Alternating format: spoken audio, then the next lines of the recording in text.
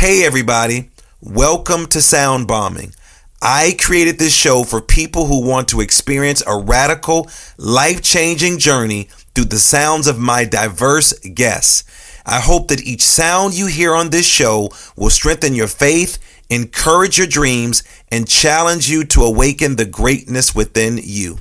Drop the bomb. Drop the bomb. We're gonna drop the bomb. Drop the bomb. We're gonna drop the bomb. Drop the bomb. We come to drop the bomb.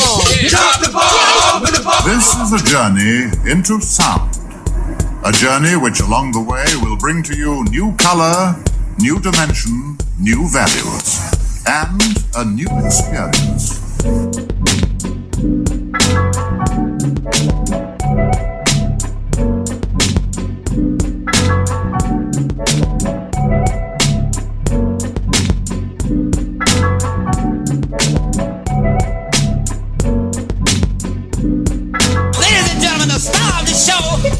Lamar Darnell Shields.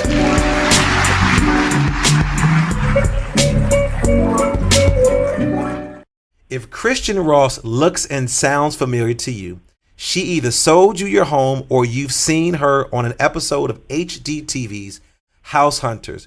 With more than 10 years experience as an international realtor, the TV personality specializes in luxury properties in Atlanta, the Caribbean, Africa, the Middle East, and Australia.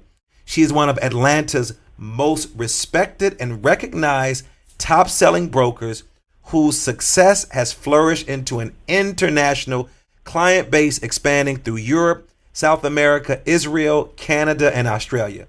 The former senior vice president and managing broker for the tech-based village, Realty at Atlanta Tech Village, the fourth largest tech startup hub in the United States, Christian now holds position as the managing broker for Engel and Volkers Atlanta. There, she continues to experience her influence as a global real estate advisor, serving and enhancing the buyer and seller experience, as well as consulting on wealth building opportunities. For over 13 years, Christian has been a go-to advocate and resource in her industry.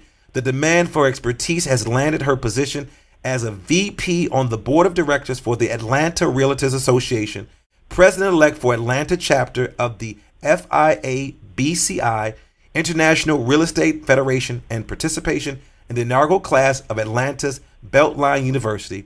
Christian Ross was named the youngest president of Atlanta chapters of Women's Council on Realtors and holds a BA in Mass Media Arts with a concentration in public relations from the great Clark Atlanta University. She has been featured in Forbes, the Atlanta Journal, Constitution, and Simply Buckhead. Heard on NPR, seen on CBS 46 and 11 Live, Atlantis and Company, and has been showcased on episodes on HGTV, House Hunters. And now she is in the bomb shelter with me. What's up, Christian? Welcome to the show.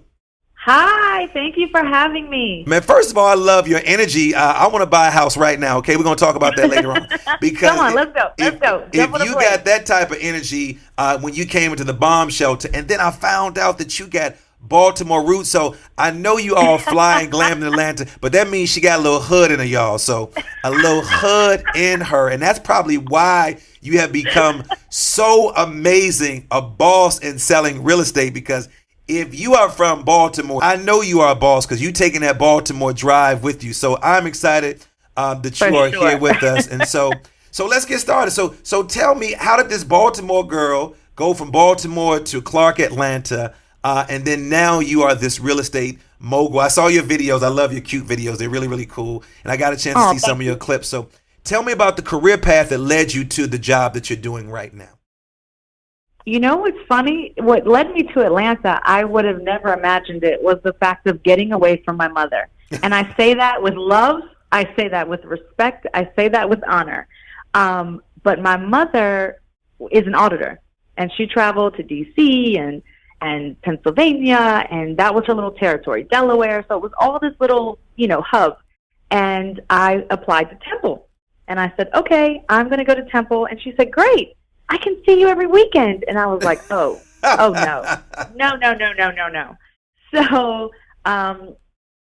So I was like, how far can I go that she cannot drive every weekend? And then I just started researching public relations and communications programs. I looked at Spelman. They didn't have that program, but Clark did. And then just knowing, growing up, watching Martin, seeing the HBCU shirts and the Girl Kanai, I was like, this is where I need to go. So that was my journey to Atlanta. It's interesting that you would reference a cultural phenom like Martin Lawrence. When you talk about the power of media, mass communications degree from Clark, Atlanta. And it's interesting that you would say that because, again, he used to rock the I got to say, he rocked a couple of Grambling. I love the fact that he rocked the Grambling shirts. But the fact that he was wearing a lot of these HBCUs, I remember on the Cosby Show, Bill Cosby. Exactly. Rocking. So because of the media, you talked about this inspired or encouraged you to want to go to Atlanta to attend HBCU. And I think I could say for a really good portion of my class, that's one thing that we always talked about was seeing Hillman, the fictional Hillman, seeing the Cosby Show, seeing these things that showed that this is where you need to go. This is the path you need to look at. And you found your path. So we're gonna talk about images, and we're gonna talk about that shortly because I wanna come back to that later on, not just about the HBCU piece, but then also about this image, of course, being a woman of color, working in real estate. But I want to know, what was it like when you sold your first property? Walk me through that day, what the day was like, what you were wearing, what you were eating, what were you drinking after that, who were you on the phone with? Walk me through that very first day of that very first sale of property. So once again, these unusual paths that I like to take, I didn't come in on a normal agent path of like, oh, go get your license and then go to a real estate firm. I was in media sales when I graduated college. And my friend said to me, you know what? I think you would be, my friend is looking for someone to come work with him. His group does primarily condo conversions and converting apartments to condominiums. And I think you would be great working for him. He needs like a right hand. And I was like, so you want me to go from an account executive to an assistant? Like, is this what you're saying? He's like, yeah, but I think it'll pay off. I think it'll be great. And I'm like, okay. So I went, interviewed with the guy, talked to him, and he's like, look, you're going to be my right hand. You're going to work more than 40 hours. That's just the business, but you're going to learn a lot. And you're going to take a pay cut to start, but then you'll grow and you'll be able to, make more money later. So, of course, you have your mom in your ear, but you have a corporate card and you got a good job and you have benefits. But, it was one of those things. Did she sound just like that? No, I'm just playing. That's a good, I don't even know your mother, but that's a good impersonation, I'm sure. She would probably punch me dead in my mouth if she heard me say that.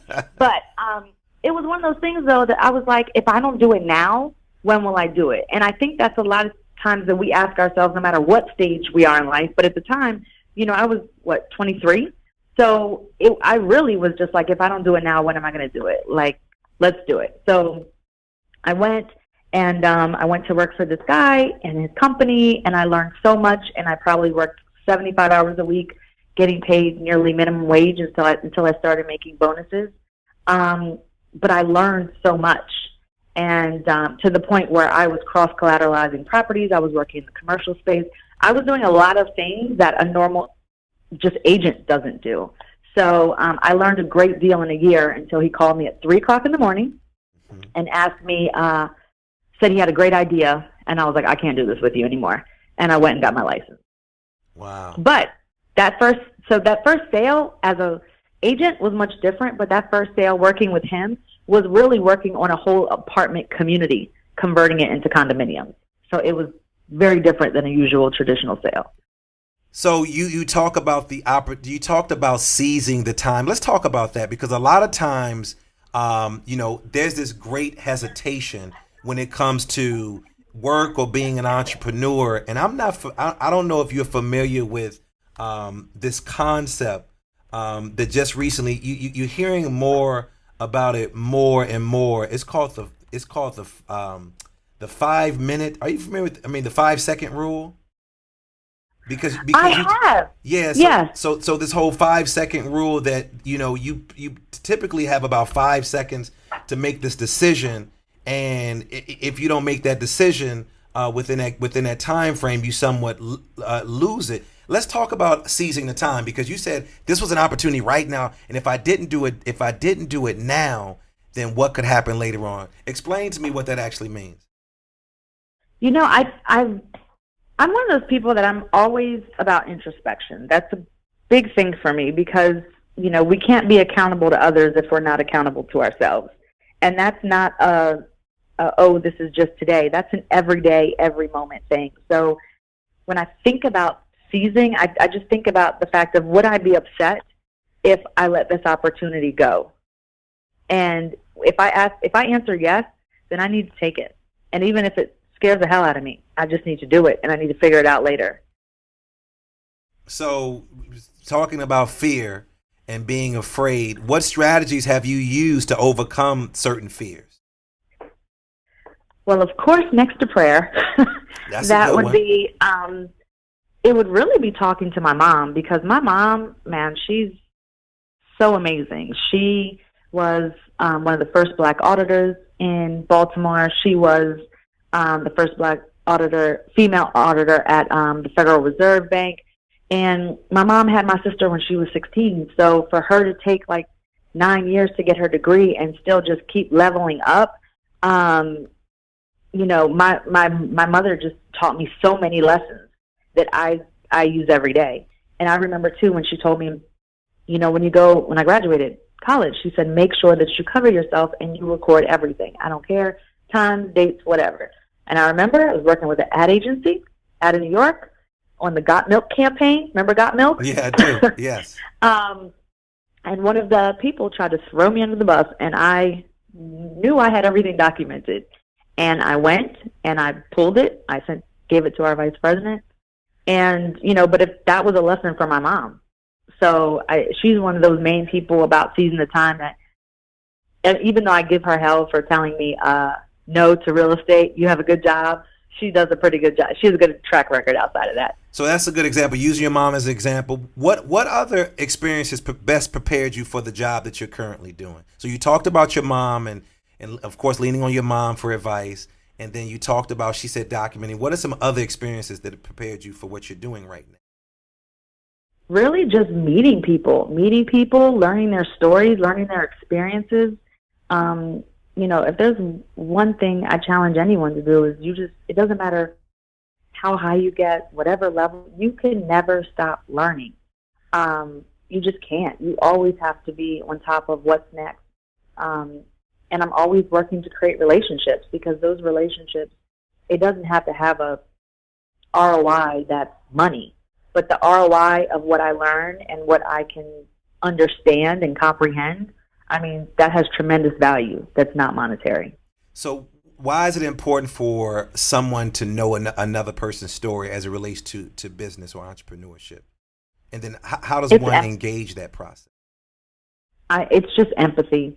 You know, EQ is a really big thing. And to be able to step into someone's shoes, understand their perspective, understand how you can come of value to them, I think that's a huge perspective to have.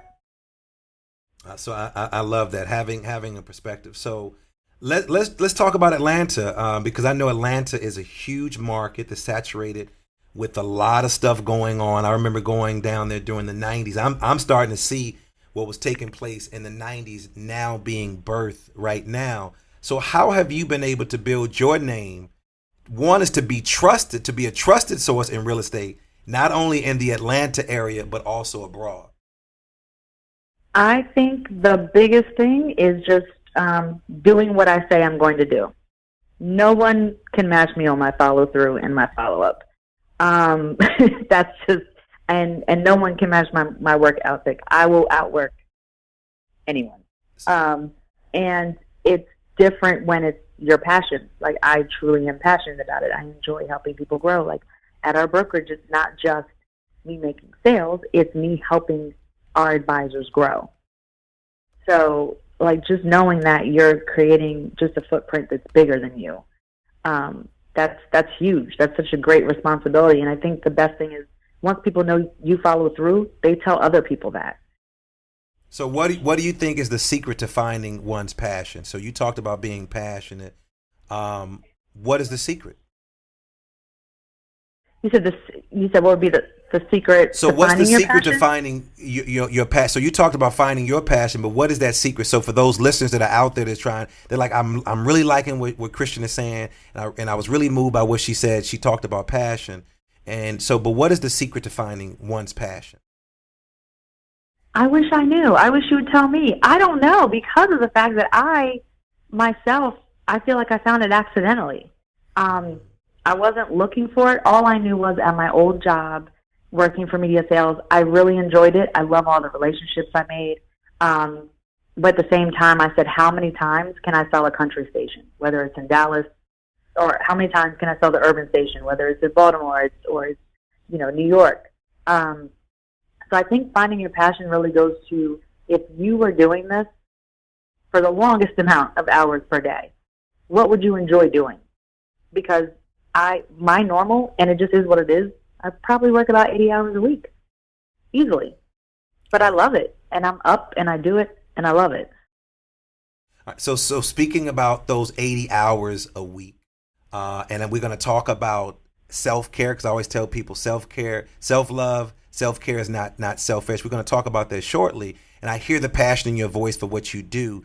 But let's talk about some of the most challenging parts of your job. What do you find most difficult when doing this job? One is you're a woman of color, and you're in a male-dominated field. Let's talk about some of the challenges, and then how do you then overcome those challenges? Because the people that tune in to this show, we're talking about innovators, and you're an innovator, but they also want to hear some of the strategy. Oh, yeah. I think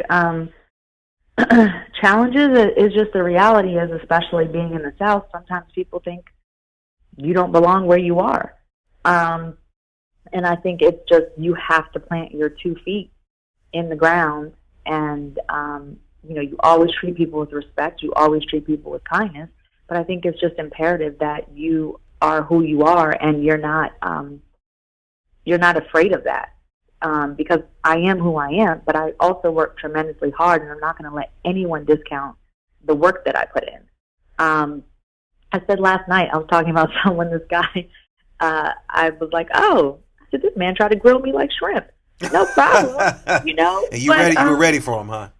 But yeah, so he's asked me these questions, and I get it. And he wasn't.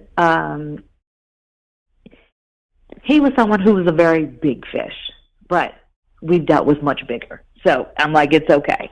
So it's one of those things where you just have to let people know. So I think challenges wise too is not just, of course, standing in your ground, but it's also to making sure that you know everything. You're always learning, and I go back to that, because when you know things, data and knowledge just speaks volumes. Numbers. Listen, you are so right. Data, knowledge, and numbers. I just watched the Black Godfather. I don't know if you've seen this. This film is amazing. It's on Netflix. This individual who actually had a major role in the record industry. And I had never heard of him, but everybody referenced this guy. He and Quincy Jones are really, really, really, really tight. And he always talks about numbers don't lie. His name is Avant. He said numbers do not lie. And I was blown away when he was saying that. I'm like, his name is Clarence Avant. And everybody knew this guy. He had no experience in the music industry, but he was a hard worker from the South. And what you just said really resonated with me, because he kept saying data and knowledge, those are the things that are going to be absolute, regardless if it's a big fish or a small fish, that I can back it up with that. And I'm hearing you sort of say that. And so those are the ways that you sort of, those are the things that sort of help you deal with that. So, but what keeps you going through some of those difficult times? Because again, when you talk about challenges, you dealt with that. But then there are also some difficult times when you talk about the market shifting, when you talk about financially what people are. I watched some of your videos. You talked about people having to sell off, and then they become renters, and then all this. So what keeps you going through difficult times? And then what message do you have for those people that you're selling property to that also feel the difficulties coming on board as well? Yeah. So the funny thing is, I always think about when the downturn happened, that I hate when they call it a recession, and many people have heard me say that, because that was like go off the cliff when you see that in a movie in a car. the car goes on fire, it goes down another cliff and keeps rolling. That's what that was. And it was horrible. And that was one of the scariest times of my life. And then you have to be resourceful. Like, I knew I wanted to stay in real estate, but how do I stay in real estate when prices have gone down 80%? So that means you're also making 80% less money. But your marketing budget is still the same. Your expenses are still the same. So I actually partnered with a local real estate attorney and started doing agent marketing for her. I was like, hey, I'm around agents all day. Why don't I help you market, help you get these relationships to help you bring in business, and then I'll bring my closings to you. So that was great because that kept me in real estate. I learned the legal side at the same time, so it was a way I could keep learning. And it helped keep me afloat, that I had the flexibility to keep selling, but then too, I was able to still get paid as a consultant. So that was huge. So I think you always have to look for those opportunities. And I think of, what's her name? I read her book in the downturn, Patti LaBelle. Her book, I can't remember what it's called, but one of the things said, save your money and your money will save you. And I had been very aggressive saving when I got into real estate. And I feel like that helped me the first 2 years while the market was down. Now, mind you, we went through that for like 5 years. And you learned that from Patti LaBelle, the singer? Yep. It was such a great book. And my mom got it for me. Was it Patty's Pearls? Yep, that's it. Okay, because I was about to say it couldn't have been the rest. Well, it could be the recipes for good life, but it was Patty's Pearls. No, she's the pie lady. Life in Patty's Pearls. Wow. It's interesting. You jumped the gun. We're gonna talk about some of your reading materials. So you talked about saving very, very early, and that really value. And I'm loving that you're lifting up your mom. I'm loving the fact that, even though you have all these degrees, you met all these people, it keeps coming back to how you were raised and you were reared in that foundation. How important is family when it comes to you being in business? It's so important. I mean, I've been blessed. My husband and I have been together. I don't know why I always have to pause. Something about this year makes me pause. Typically the man tries to remember, but now we got you on a recording. So when he hears this, I'm giving you some time to think about it while I'm going to keep talking, but go ahead. How long? No, it's bad because he always now he just says, oh, we've been together 20 years. And I'm like, honey, I'd be in like high school. That's not cute. So no, we have been together for 14 years. This year we will be married for 13 years. Congrats. And I think I look at my business the way I look at my relationship with him, like the fact of how we went all the way down together. We rose up together, came down together, rose up together, back up together out of the ashes. I just think that's how you just have to treat everything, and family is just, it's that mainstay. So you always have to make sure that you're watering it like a plant. And I know I'm bad with my cousins and I love them. But like my mom, my husband, his family is incredible. I married into the most incredible family. I'm so, like, my mother-in-law, she passed away a few years ago, and this woman poured into me like nobody's business. And, she was from Trinidad, moved to London where he was born, moved back to Trinidad, and moved to New York. She owned a house every place she went. She moved to London, New York, Miami, and she moved from Miami to Atlanta. And, of course, I was her agent, but, she was just very decisive and always giving me just life lessons, which I think is so cool. So my family is very important. And that's the thing that I love about real estate is that my clients, I would say 90% of them become my family. Wow. I like that. So it's beyond just making a buck. So when you talk about values, you shared the value of family. So I'm going to ask you, what are and you can pull out a pen and you may have this already. I'm not going to ask you who your top 5 MCs are. I might ask your husband. But I'm going to use the number 5 and we're going to talk about values. Okay. So I'm preparing you for this because you talked about you value family. So you already got one. So you have a cheat sheet. You already have one. Now you got to get 4 more. What are your top 5 values as it relates to the work that you're doing as a realtor, as an entrepreneur, as a female boss who's doing work internationally? Top 5 values. I would say definitely integrity. Just to be honest in everything that I do.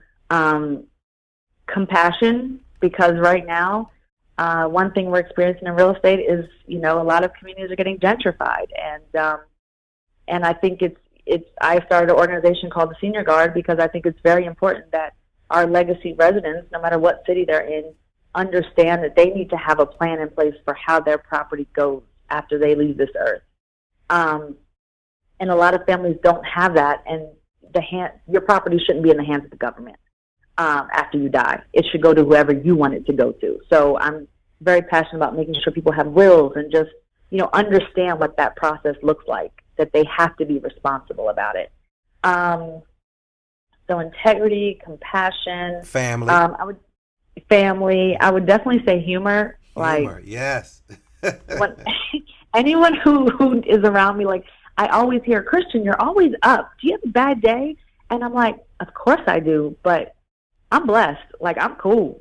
I'm out here walking and talking and doing what I want to do, and I'm free. I'm living the life. So anything else is just small. You got one more. Family, integrity, compassion, humor. I'll say love. Wow. For sure. I love love.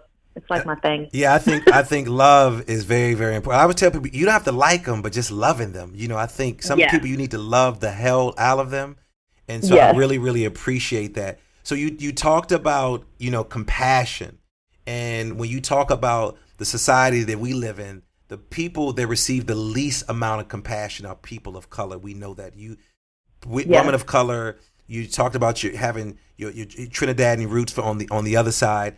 How important do you think it is for the African American community to know the importance of home ownership? Because there's a lot of myths that steer some of us from making that commitment.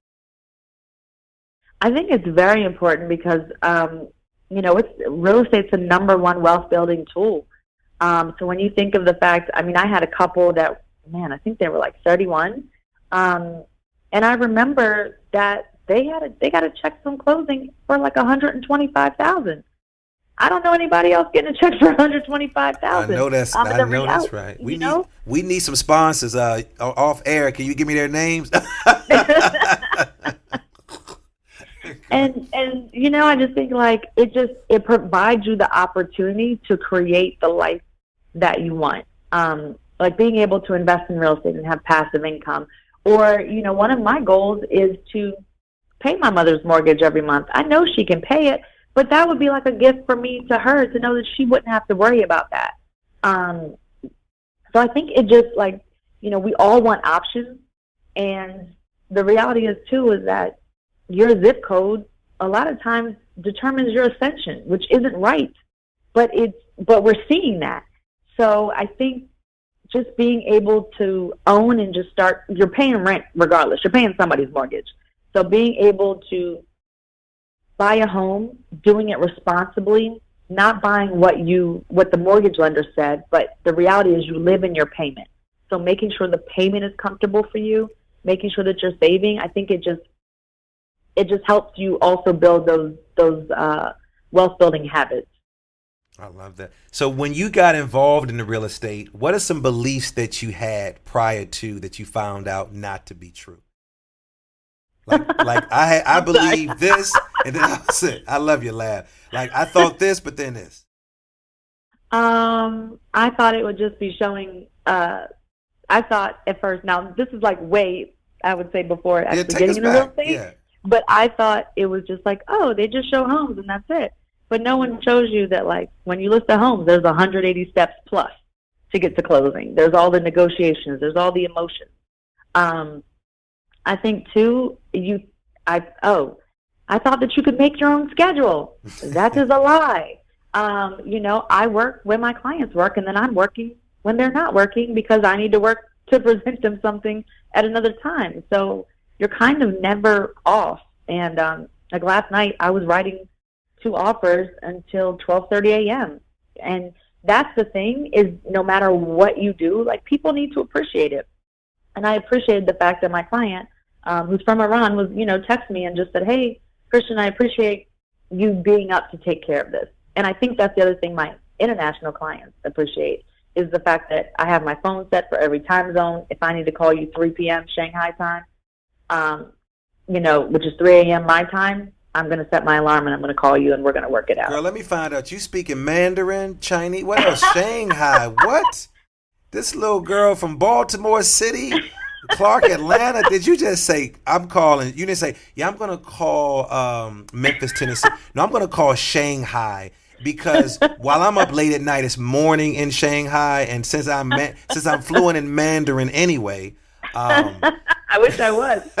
I know. Could you imagine? First of all, Mandarin is one of the hardest languages. I'm a linguist, so I speak Spanish and I study languages. So one of the could you imagine how much we're gonna talk about off air? We're gonna get us a translator, and we're gonna talk about that. So, so speaking of coming into this business. And what advice do you have for someone who wants to enter real estate as a profession? I would say just remember that you don't have to be licensed to be in the profession. There's a lot of ways you can come into real estate. You can come in as an investor. My husband's never been licensed. He's also an investor. He started off as an investor, but he's in IT. So I think one of the things is like with anything, anytime you're making any entrepreneurial move, is to look at the cost and, like Grant Cardone says in the 10X book, and multiply it times 10. It's going to take 10 times as much effort. May not take 10 times more money, but in the way it hurts your pocket, you'll feel it 10 times more. So you just, like, preparation is key. It's just really key, and just seeing where you want your niche to be. Maybe it's a neighborhood. Maybe you want to do commercial and focus on businesses. If you focus on commercial, is it retail? Is it industrial? Is it office space? So there's a lot of different ways to come in. I think it's really determining how you want your lifestyle to be, and then kind of picking which one works for you, and talking to people who are in the business. So was there ever a moment that you felt sort of intimidated? Again, earlier we talked about images. We talked about Martin and seeing these images of Martin and other people wearing these HBCU shirts. Was there ever a moment where you just felt intimidated based on the images of how maybe women of color have been portrayed in the market of real estate? I want to say I didn't feel so much intimidation being a Black woman. I think that was also because of the market that I'm in. Atlanta, we're super chocolate. So, it's just, we're not just chocolate. We're like dark chocolate. Mm-hmm. So I think it was more so age for me. It was more so the intimidation of age of, I'm 23, I'm 24, I'm 25. Like, the average age of a realtor is 52, and that's way different than being 23 coming in. So I think that for me was that, and just like, oh, how do I get to their level of knowledge, and how do I understand how to communicate? Because a lot of times it's not even, racial or cultural communication. It's also the generational communication of, let me make sure I'm not offending you by saying this thing. So I think it's on that level more so for me anyway. So then how do you handle the whole piece around ageism? At the beginning, it was just, again, going back to learning people's stories. When you ask questions are a very powerful thing. And that's one of the books, one of the first books I read getting into real estate. I think it was called The Power of Questions. And I love that book because it was just talking about how much you can learn if you just keep asking questions. And so, you don't want to make it Jeopardy. You definitely want to engage the person, but just learning someone else's journey, like, oh, you are super rich from Buckhead. Great. I have absolutely no idea what that lifestyle is like, but please tell me more. Like, just finding out and just being able to connect with people. Now, I mean, these are people I've now known for going on, 15 years. And they're aging up. I'm aging. We're all aging, and I'm trying to pour into the people who are coming in. So it's interesting that I hope I answered that. No, you did. No, you did. It's interesting you referenced the book Power of Questions, which I'm familiar with. I think it's came out, I think I want to say 2012. We're talking about the same book about building relationships, winning new influences, and influencing others. But questions are very, very powerful. I think a lot of times we don't value the questions enough. We always want the answers. But again, Pedro Noguero, who's one of my mentors, said you ask different questions, you get different answers. And I think it's really, really about that. You know, we look at our children when they're young and they start to ask all these questions and then we get upset and we lose our patience. But that's how you grow. That's how you grow. I created this show, Sound Bombing, and I wanted to introduce people to these innovators, and you're one of those innovators. It's about asking, you know, very, very different questions that, you know, people typically won't really ask because, you know, they want to know about how much money you're making and how was the hard sale and what do you do. If this was a business show, we would do that. Have you ever had the client from hell that you work with, without mentioning names? God, yes. And can you describe what it was like working with the client from hell, and then how did you come out of that? What are those tools that you? Whew. I've had a few clients from hell and a few that I fired, and one that I'm trying to get paid from right now that I'm like, God is going to get you. So the clients from hell are always the ones who just don't appreciate anything that you do, and that you can never do anything good enough, no matter how well you do it and how well you know you did something. So those are the ones that are just the egomaniacs, and I've dealt with plenty of egomaniacs. I have no problem dealing with them, but it's the ones who have this just expectation of, like, this ridiculous expectation, and I've just always dealt with it by just making sure that I just look at the situation. I'm like, man, I don't know, you know, what's going on in your life, but it must be really bad. So I just think of it from that perspective, and it actually just makes me chuckle instead of getting upset. Like 10 years ago, oh yeah, I would have been upset. I internalized everything. But then you just never know what's going on in someone's life or in someone's mind or who's in their ear. So I just ignore it now. And if I'm not the right fit for someone, I let them know. I don't think I'm the right fit for you. Like, I am fine with walking away from business because my state of mind and my quality of life is way more important. So how do you handle, for example, you are a very attractive woman. How do you handle men and or women, because I know this is 2019, who you thought it was about business and it became, or it attempted to become something? You know, okay, I have to tell you this story because it's really interesting, and thank you. What was it? When I was probably 06, I think, I was standing on the steps of my old office. I was with my friend Willie and another agent who shall remain unnamed. And she said to me, I just, like, these men who just hit on me while I'm trying to show them houses, how do you deal with that? And I was like, I've actually never had anyone, like, do anything. I said, I don't know. How do you handle it? So lo and behold, later on, this girl goes and talks about me like a dog, to the point that my friend says, what did you do to her? What did you say to her? And I'm like, the only conversation I've had with this young lady is, like, when we were standing there. So anyway, she ended up getting fired from the firm because she went straight mental, cursed everybody out. That was her. But it just shows you, like, how people will, like, throw daggers at you, and, like, you just have to keep straight. But I've only had one client who I feel like said something and was like, oh, we should just go to dinner. Like, it wasn't like a regular client dinner that I have. It was more so like, oh, we should go to dinner. And I was like, for what? Like, do we need to talk about something? He was like, no. You know, I'm just like, I'm trying to understand.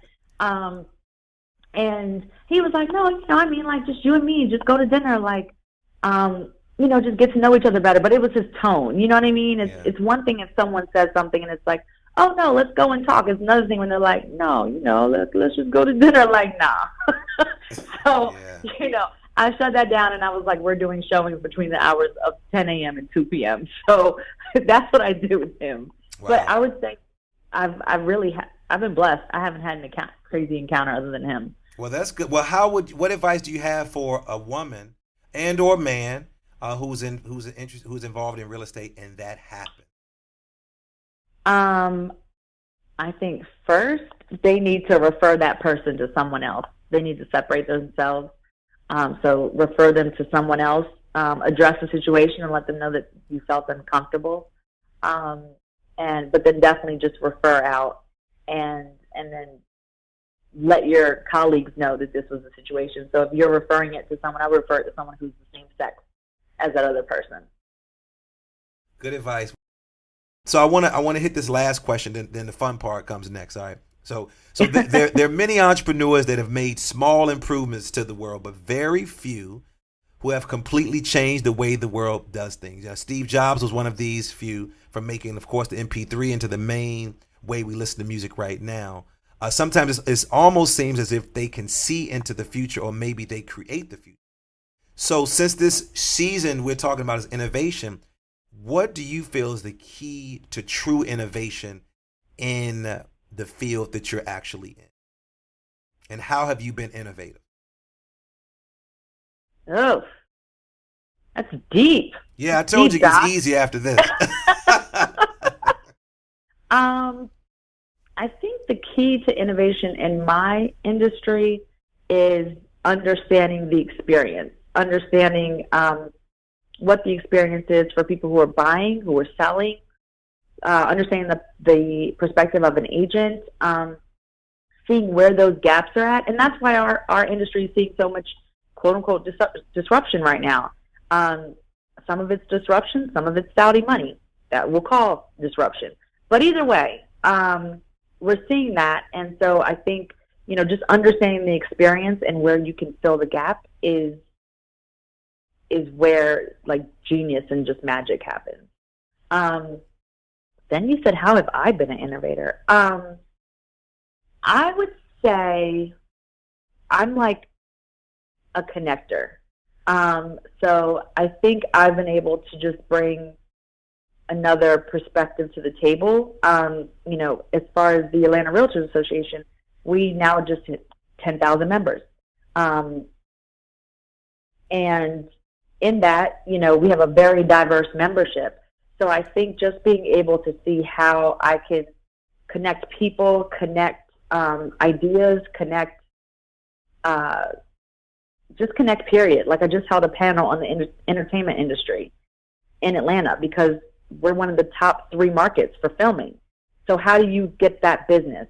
So I think introducing opportunity is where and connecting is where my innovation lies.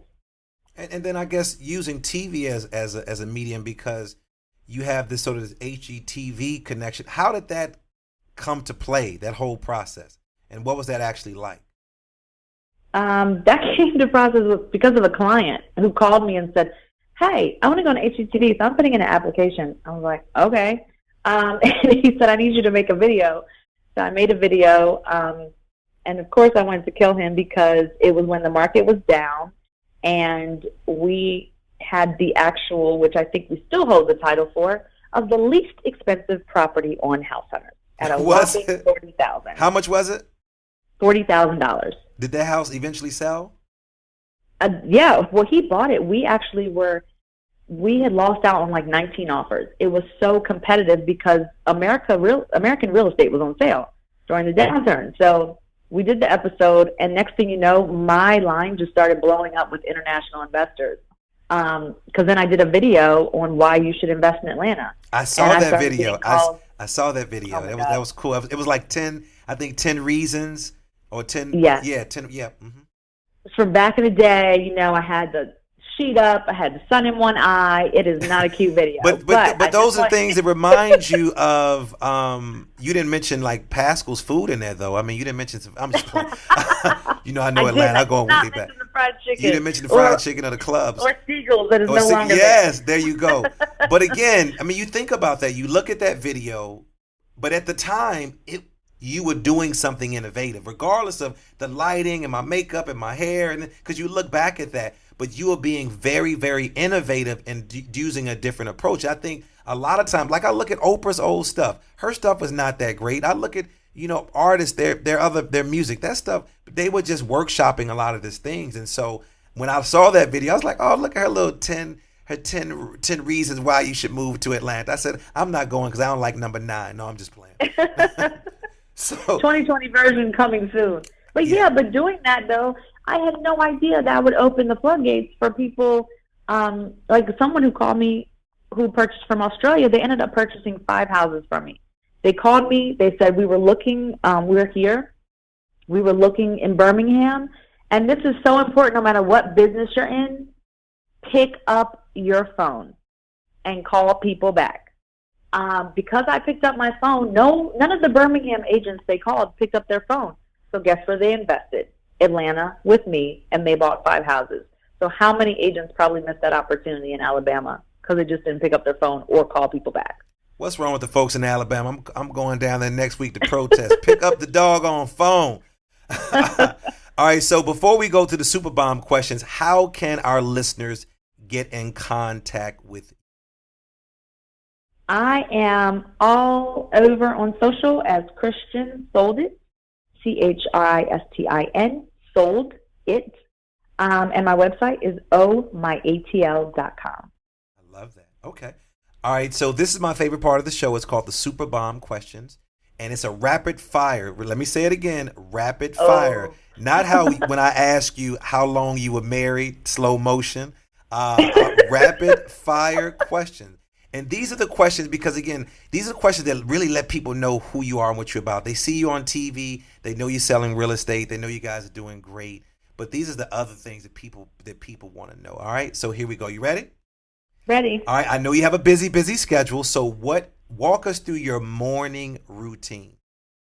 Oh, my God, it's the worst. So I wake up, I hit snooze 5 times. Then I get up, and I have a Cafe Bustelo.